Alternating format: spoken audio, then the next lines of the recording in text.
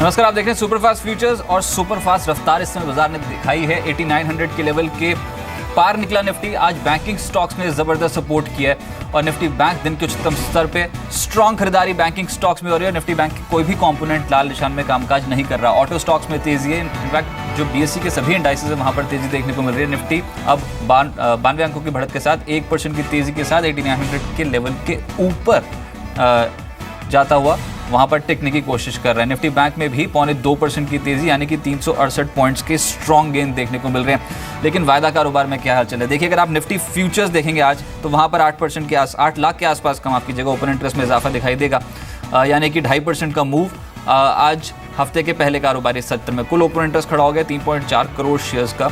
लेकिन अब आप ऑप्शंस देखिए, पिछले कुछ दिनों में जिस तरीके से पुट्स में राइटिंग हुई है वो राइटिंग अब और एग्जैजरेट और बढ़ती हुई नजर आ रही है। चाहे आप 8000 की पुट बात करें, 8900 की पुट में आज 100% का इजाफा ओपन इंटरेस्ट में, यानी कि 9.5 लाख शेयर्स का तगड़ा ओपन इंटरेस्ट बिल्डअप और 31% प्रीमियम टूटे हैं। 8800 की पुट में आज 8.5 लाख शेयर्स यानी कि कुल ओपन इंटरेस्ट 40 लाख पहुंचता हुआ नजर आया। 28% ओपन इंटरेस्ट यहाँ बिल्डअप है और 32 रुपये प्रीमियम्स कम। 37% प्रीमियम्स में गिरावट देखने को मिल रही है 8700 की पुट में। तो ट्रेडर्स इस समय पुट राइटिंग ज़्यादा करना पसंद कर रहे हैं और बाजार एक तरफा चाल दिखा रहा है। शेयर्स में निफ्टी के सबसे ज़्यादा कंपोनेंट्स जो तेज हुए उसमें ऑलमोस्ट तीनों, ये शुरुआती जो तीनों काउंटर है वो बैंकिंग ही दिखाई देंगे आपको। Axis bank, yes bank, IndusInd bank जैसे स्टॉक्स में तेजी है। टाटा मोटर्स डीवीआर तेज है। ग्रासिम और टाटा स्टील में तेजी देखने को मिल रही है। आशीष अंदानी साहब मेरे साथ जुड़े। आशीष जी नमस्कार, स्वागत है आपका। यूरोपियन बाजार की भी पॉजिटिव ओपनिंग हुई है सर। अब यहाँ से आप निफ्टी को क्या इसी ट्रेजेक्ट्री में आगे चढ़ता देखते हैं या फिर अब प्रॉफिट बुकिंग का समय हो गया? क्या करें? जिनको अभी फ्रेश पोजीशंस लेनी है वो क्या करें?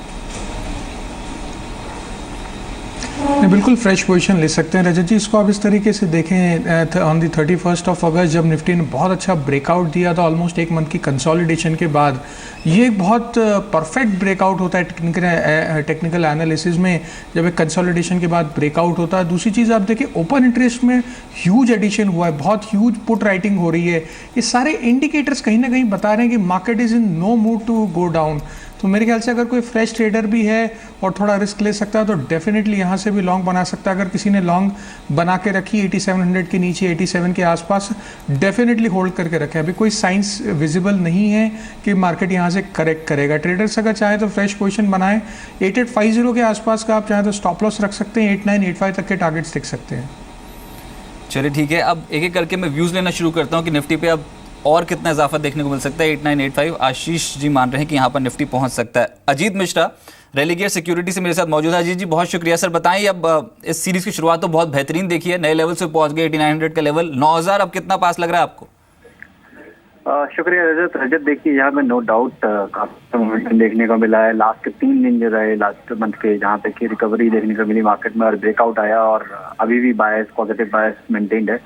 एक चीज टेक्निकली जो देखें तो यहाँ पे एक अप ट्रेंडिंग चैनल जो निफ्टी में फॉर्म हुआ है उसका रेजिस्टेंस है 8925, 8930 स्पॉट लेवल्स पे। तो वो काफी डिसाइसिव रहेगा मेरे हिसाब से।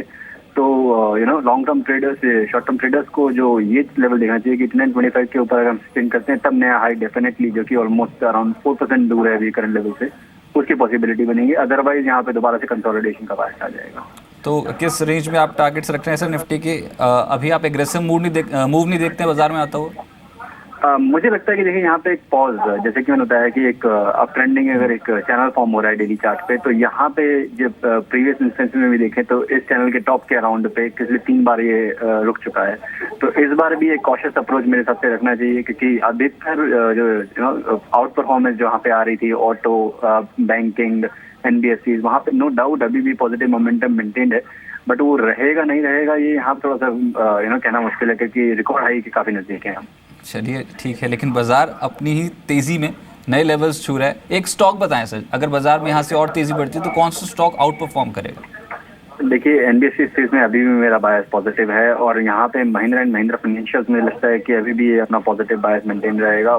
टेक्निकली बहुत स्ट्रांग लग रहा है और मुझे लगता है जैसे कि आने वाले दिनों में अगर इंडेक्स पॉज करता भी है तो स्टॉक स्पेसिफिक मूव कंटिन्यू रहेगी। तो एमएनएम को बाय कर सकते हैं 348 के स्टॉक के साथ 375 तक के टारगेट के। एमएनएम फाइनेंशियल जिसमें 375 का टारगेट है और 348 का स्टॉप लॉस रेलिगेयर सिक्योरिटीज की रहा है। बहुत शुक्रिया मेरे साथ जुड़ने के लिए। विकास सोलंकी साहब जुड़े निर्मल बैंक से। विकास जी निफ्टी पे स्ट्रैटेजी बताएं और साथ ही एक स्टॉक जो यहाँ से और तेज होगा सर। जी जैसे लास्ट वीक मैंने जैसे बोला था कि हम लोग 9000 के टारगेट के लिए यहाँ पे अभी क्लाइंट को रिकमेंड कर रहे हैं कि अगर देखोगे तो 8840 का एक अच्छा खासा सपोर्ट नीचे में बनते जा रहा है। 8840 के स्टॉप लॉस से अपसाइड में अभी 1 से 2 दिन के लिए 8970 टारगेट रख सकते हो और हम एक्सपेक्ट कर रहे हैं कि कमिंग 2 to 3 ट्रेडिंग सेशन में 9000 के आसपास के लेवल से यहाँ पे मार्केट दिखा सकता है। चलिए ठीक है, आप मान रहे हैं कि 9000 के टारगेट के लिए खरीदें, 8970 पहला टारगेट, उसके बाद 9000 के लक्ष्य भी हासिल कर सकता है निफ्टी। स्टॉक कौन सा अट्रैक्टिव लग रहा है अभी?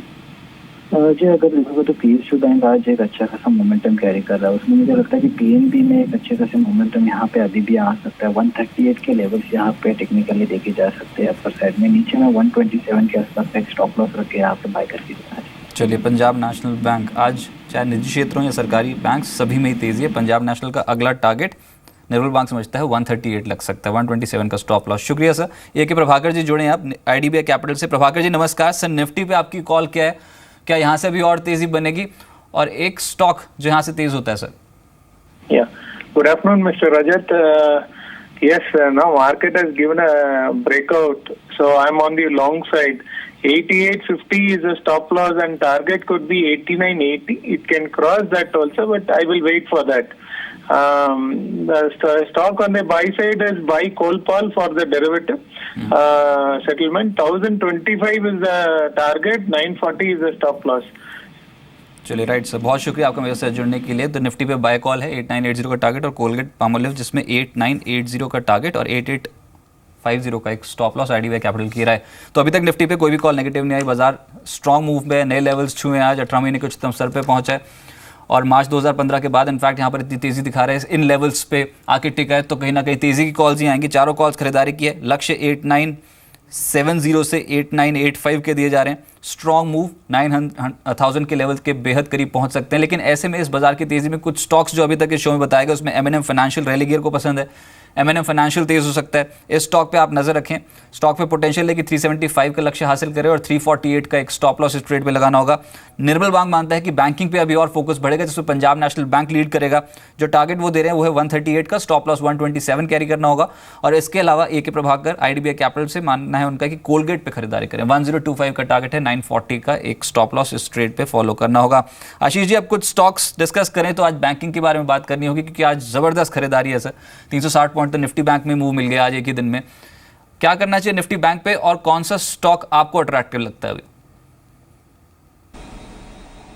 देखिए, बैंक निफ्टी देखें साइकोलॉजिकल 20,000 के मार्क को इसने क्रॉस किया है, तो मेरे ख्याल से ये एक बहुत बड़ा कन्विक्शन फैक्टर है और मुझे लगता है ये एक फैक्टर ज़रूर रहेगा जो निफ्टी की राइज टूवर्ड्स 9000 साइकोलॉजिकल मार्क हम वेट कर रहे हैं वो उसको लीड करेगा। बैंकिंग की आप बात करें तो एक्सिस बैंक में भी आज काफ़ी अच्छा मूवमेंट है। PNB जिस पे अभी आपने डिस्कस भी किया, कैनरा बैंक भी एक बहुत अच्छा मूव दे रहा है। तो अब मोरलेस आप देखें almost every stock in the banking sector, I don't think any stock would be in red today if you take the complete banking sector in the market. तो मुझे लगता है कि बैंकिंग स्टॉक्स में स्पेसिफिकली दो stocks which are undervalued और जिनका movement कम हुआ है उनमें हमें तेज़ी देखने के लिए मिलेगी। कैनरा बैंक एक ऐसा स्टॉक है जिसमें मुझे लगता है मोमेंटम अभी भी बाकी है। PNB आज 4-4.5% बढ़ चुका है। मुझे लगता है थोड़ा सा शायद पॉज आज या तो 1-2 दिनों में लेगा, बट कैनरा बैंक में मुझे लगता है अभी भी थोड़ी स्टीम है। We can see the levels of 295-300 और levels in Canara Bank in coming 2-3 days. चलिए, इसी नोट पे एक छोटे से ब्रेक ले रुक रहे हैं। ब्रेक से लौटेंगे तो आज की ऑप्शन रणनीति आपको बताएंगे और जाते थे ये देख लेते हैं संजय सिन्हा साहब हमारे साथ सुबह जुड़े थे, फाउंडर सिट्रस एडवाइजर्स का। उनका क्या कहना है बाजार को लेकर? मुझे लगता है कि जिस तरह से लिक्विडिटी की फ्लो है और जिस तरह से कि डोमेस्टिक फैक्टर्स का समावेश हो रहा है, इन दोनों फैक्टर्स के कारण हमारे ख्याल से बाजार की जो नियर टर्म हाई थी 9000 पॉइंट की, उसके टूटने की संभावना बहुत ज़्यादा है।